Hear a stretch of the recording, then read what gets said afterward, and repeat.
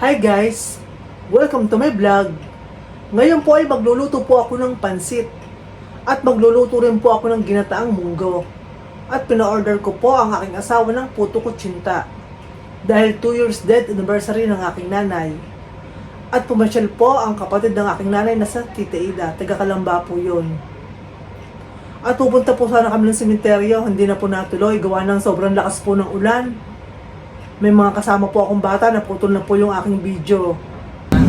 Yan guys, ngayon po ay magluluto na po ako ng pansit.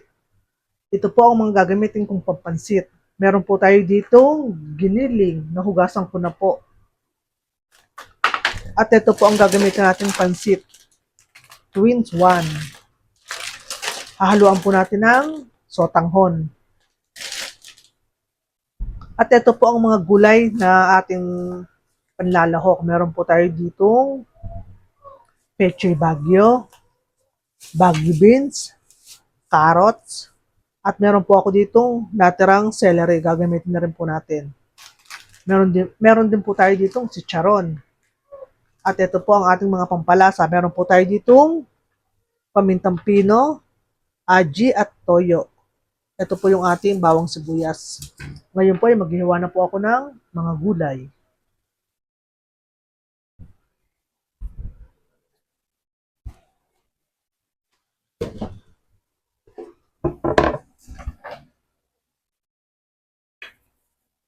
Ito po ang celery. Hihiwain na po natin.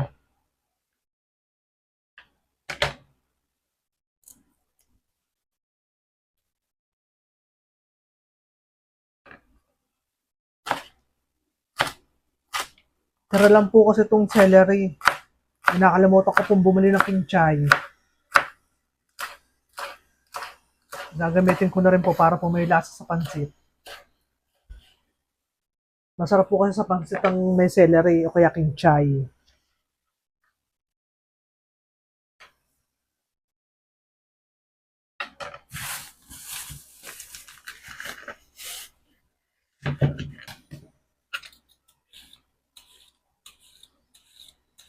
Binabalatan ko na po ang ating carrots.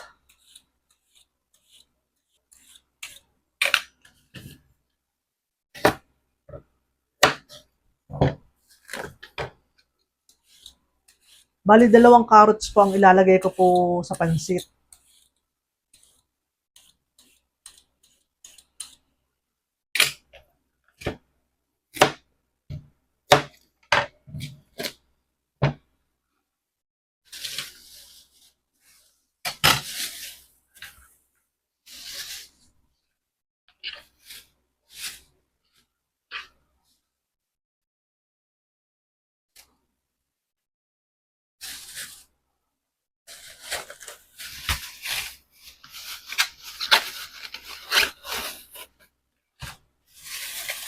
Ito naman po yung ating bagyo beans.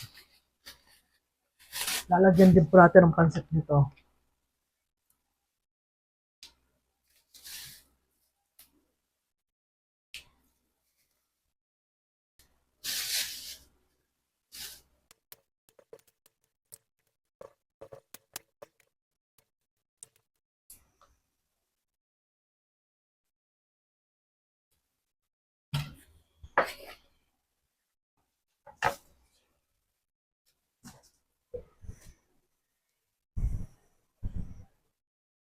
Yan po, ito po yung aking tiya. Dumating po, galing Kalamba po yan.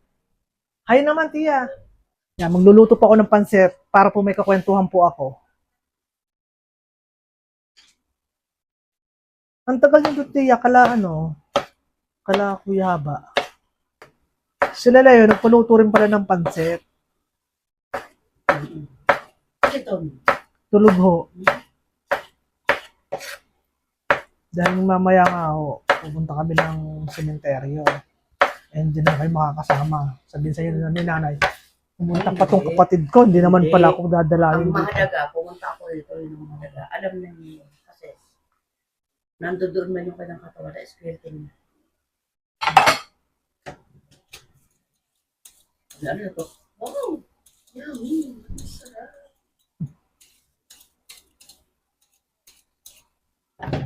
Konti nga lang din ho ang niluto kong pansit kasi nga ho, Wala namang, kami-kami lang din naman ang pupunta ng sementeryo. Importante. Nagpa, rin pala sila eh. Mag-ano na lang doon sila. Sino?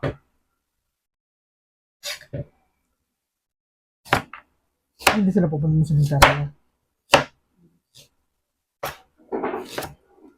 Nakita ko si Kuya Haba sa si Judy eh.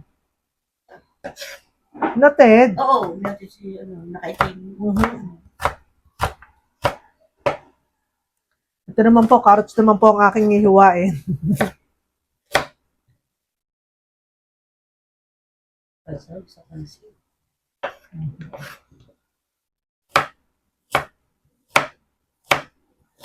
Masarap kasi yung pansit tiya, maraming gulay na tiya. Sa kulay lang ako, gusto ko lang. Ito nga tiya, nabawasan nga sa gawa ng nilagay nito sa tanigi kanina sa sinigang. Ang ulam namin daw with chicken curry. Sabi ko nga, sa totoo lang daw nakakalang. First time kong kumain yan. Bakit tiya? Parang lasang bumay kasi. Gusto ko yung tiya. Depende sa luto. Mga ganon, gusto ko yung ganon.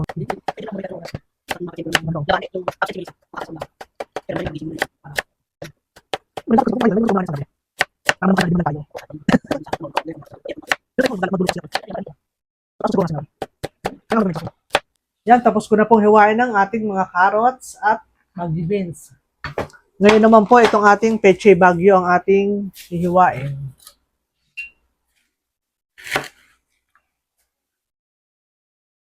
Hindi ako mahugasan ito. Buti marunong ito ka magluto ng mga. Ano bang tiya? Ay, natutunan mo sa namin o ano mo lang talaga. Tiya? Siyempre pag si nanay nagluluto, lagi ako nakatungang. Ayun. Pinanonood. Ayun. Ito na yung pinakapansaw mo. Oo, tsaka giniling. Ano gumamit? Pag hirap gamitin ang gamit. Bakit naman ang maganda nga yan? Mabilis nga yung Hindi kasi gamitin. siya, doblihan ba siya? Pwede Sa doblihan. ganito, yung isa naman magaspang. Tapos ang may pambali ako ng bawang. Meron ho kami yung kaso nakay-tray na ho dinala. Dalawang klase yun, isang maliit, isang malaki. Pitin mo at babalatan mo. Hindi na, tiya, wag nang balatan. Wag nang pitpitan, tiya. Hindi ako sanay hindi ho. Ako kasi pag nagaganyan, ginaganyan ko. Pag ginaganyan ko ho, pagka wala na siyang Wala. Kaya ko ho pinipipe para mabalatan ho. Nasanay ho ako gawa ng aso namin, takot ng pinipitpet. Oh. Parang siya, na-stress. Tatapos.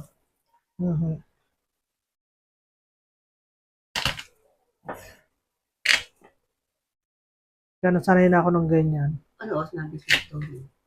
Mamaya, gusto na rin mo yun. Saglit lang. Parang nag-aalis na ng pagod. Kasi nagising na, alas 3 nagising na yan. Minsan 2:30. Pero kung wala kaming ganitong, kung walang iluluto ho, nasa taas din ho ako. Yan guys, nahiwa ko na po ang ating gulay. Nahiwa ko na po ang carrots at Maggi beans. Nahiwa ko na rin po ang ating peche bagyo. Nahugasan ko na rin po. Nahiwa ko na rin po ang bawang sibuyas. Ngayon po ay magluluto na po ako ng ating pansit.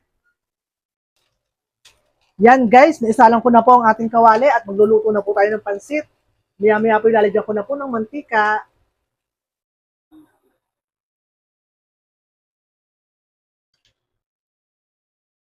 Ngayon po, mainit na po ang ating kawali. Maglalagay na po tayo ng bawang.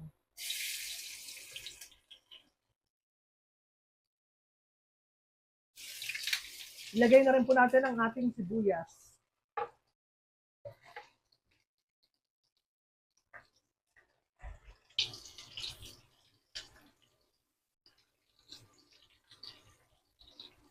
Ngayon po, ilagay na po natin ang ating giniling.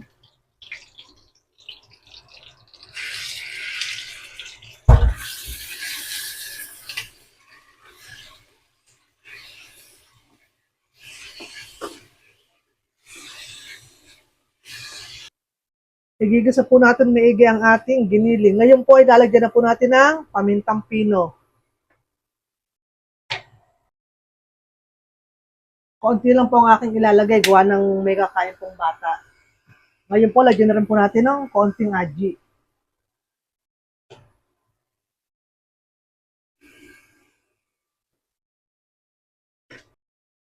Lagyan na po natin ng toyo.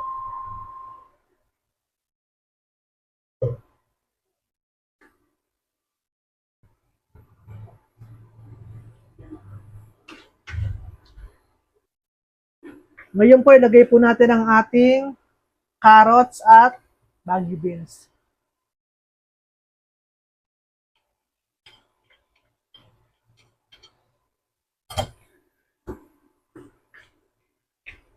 Ang nakalimutan ko palang yung ilagay dito, tofu.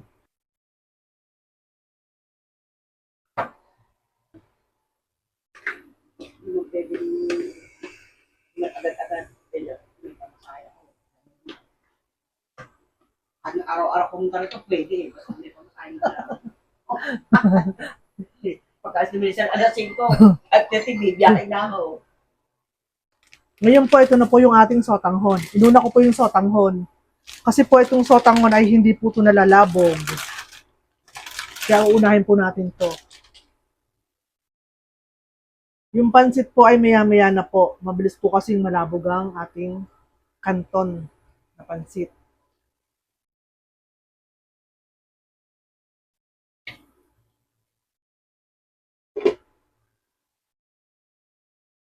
Ngayon po, balikan na po natin ang ating sotanghon. Ilalagay ko na po yung ating pansit canton. Yan po, ilalagay ko na po yung ating canton.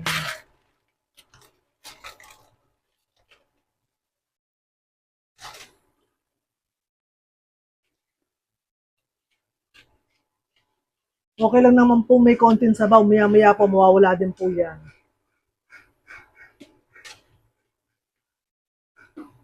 Yan, ngayon po ilalagay ko na po yung ating gulay na tinanggal ko po kanina. Yan, lalagay na po natin ang ating gulay na may giniling.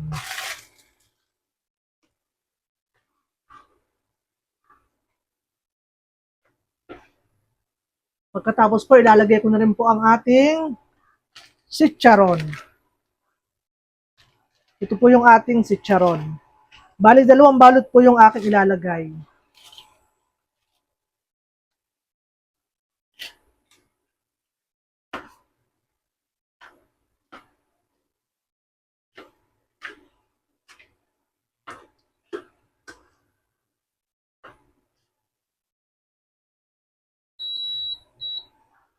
Tapos ilalagay ko na po yung ating peche bagyo at celery. Ito po ang ating peche bagyo. Ito rin po ang ating celery.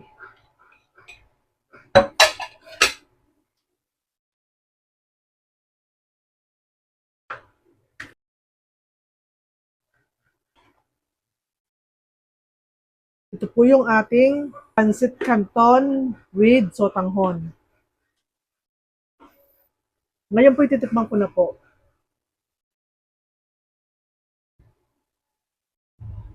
Ang sarap-sarap.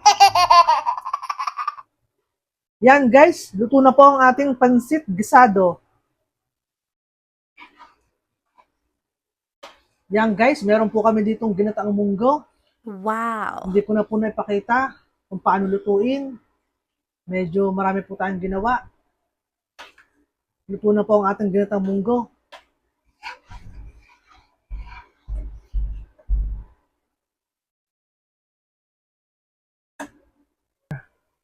Puto kutsinta. Yummy. Yan po ang terno ng aming pansit. Yan po ang babaunin namin. Doon po namin kakainin yan sa sementeryo. Doon po namin pagsasalu-saluhan yan. Hindi na po sumama sa sementeryo. Kakainin po namin siya.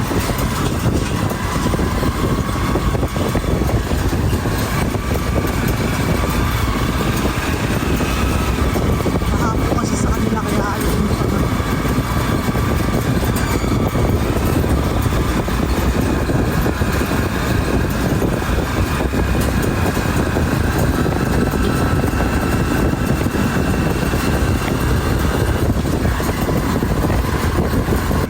Ngayon po ay naihatid na po namin si Tia sa sakayan ng Kalamba.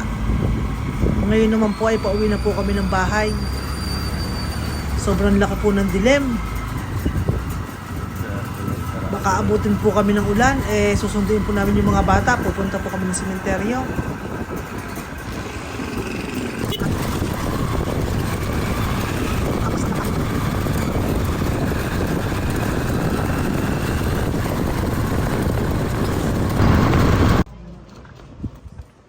Ready na ba ang lahat? Apa. Para kayong ano dyan. Ready na po. Ready na po. Naku po, ayan po ang dilim. Mukhang aabutin kami. Ayan guys, paalis na po kami. Aabutin na yata kami ng ulan. Puno ba ang inuminom mo, Chloe? Chloe, puno ang tubig mo.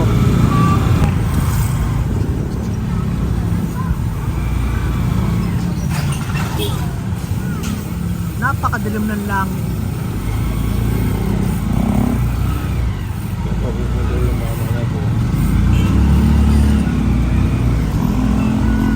Isang puno po kami sa tricycle. Mga bata po yung kasama namin.